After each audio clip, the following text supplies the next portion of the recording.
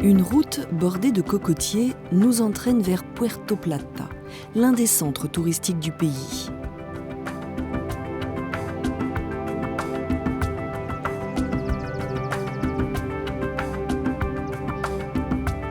En bord de mer, les hôtels s'alignent, offrant piscines et jardins tropicaux. C'est nous qui avons créé ce jardin. Il y a environ 6 ans que nous sommes là. Nous sommes 11 jardiniers qui nous occupons de l'entretien quotidien des différentes plantes, comme les noix de coco, les amandes, les différents types de palmiers, de nombreuses espèces, beaucoup de crotons et de fleurs.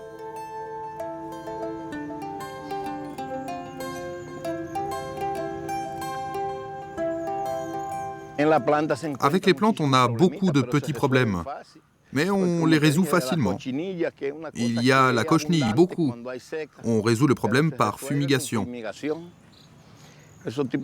On met de l'engrais aux plantes quand on sent qu'elles souffrent. La pelouse ici, du mois de mai à septembre, est en meilleur état que maintenant, parce qu'avec le froid, elle s'abîme. Quand les beaux jours reviennent, elle se plaît ici. L'herbe est mieux quand il fait chaud que quand il fait froid.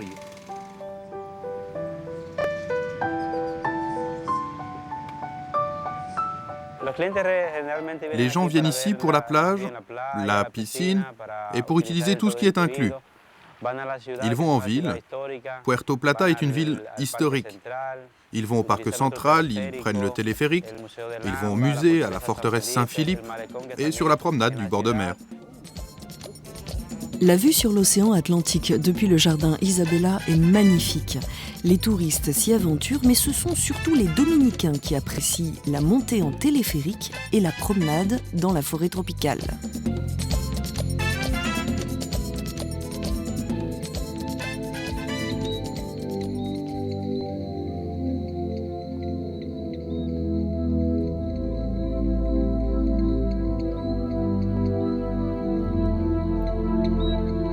L'après-midi, il n'est pas rare qu'un brouillard envahisse le sommet, rendant le lieu fantasmagorique.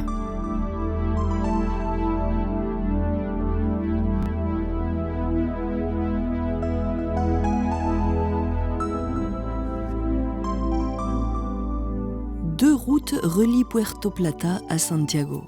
On préférera la route ancienne, dite touristique, pour avoir le plaisir de discuter avec le vendeur de fruits et d'orchidées.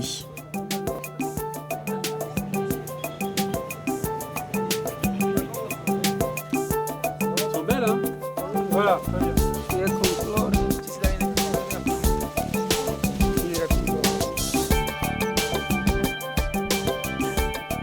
Carlos semble particulièrement apprécier la pulpe de coco bien frais.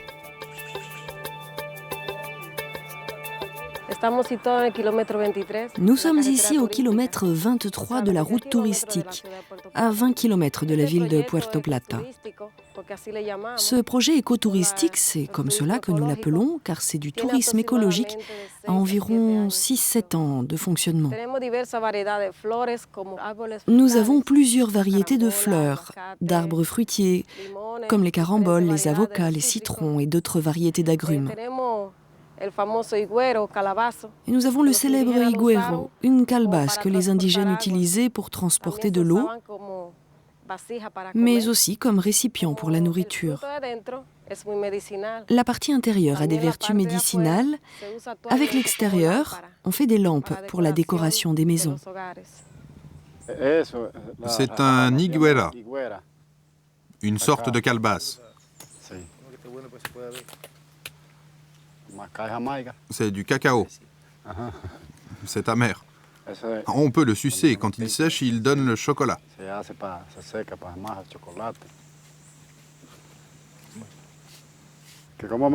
C'est une châtaigne.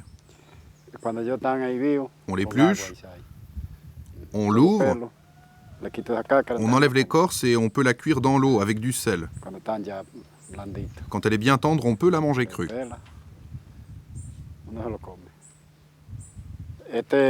Ça, c'est l'arbre à pain. Pain de massa, là-haut.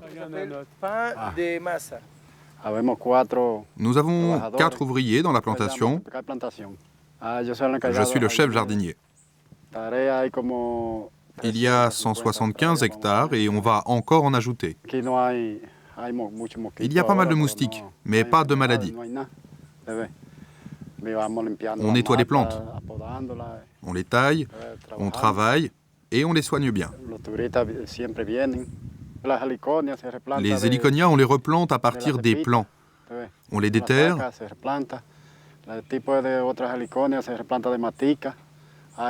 On les divise et on les replante. Il y a une autre que l'on replante à partir de la motte, mais on fait aussi des semis avec les graines. Il faut nettoyer les plantes. Quand elles ont poussé, nous avons des héliconias, des gingembres, des palmiers et des palmiers de carton.